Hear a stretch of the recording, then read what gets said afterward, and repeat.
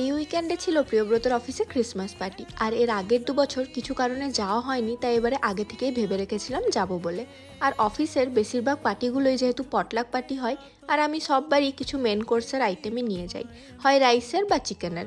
তাই এবারে ভাবলাম কিছু আলাদা করার কথা, তাই তো বানিয়ে নিচ্ছি পাপড়ি চাট। পাপড়িগুলো আগের দিনই ভেজে রেখে দিয়েছিলাম, এখন জাস্ট চাটটা তৈরি করে নিচ্ছি।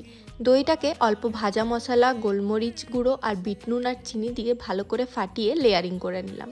তারপর ভাজা মশলা আর চাট মশলা দিয়ে মাখানো সেদ্ধ আলু আর ছোলা দিলাম, দিয়ে পুদিনা পাতা, ধনে পাতা আর তেঁতুল দিয়ে বানানো গ্রিন চাটনিটাও দিয়ে দিলাম।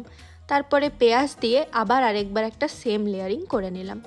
ব্যাস, আর কি, ওপর থেকে কুচনো ধনেপাতা দিয়ে তৈরি হয়ে গেল পাপড়ি চাট। সেওটা ওখানে গিয়েই দেবো, কারণ এখন থেকে দিলে মেয়ানো হয়ে যাবে। তো এই ছিল আজ আমার চটজলদি পটলাক পার্টিতে নিয়ে যাওয়ার একটা রেসিপি। তোমাদের কেমন লাগলো জানিও কিন্তু।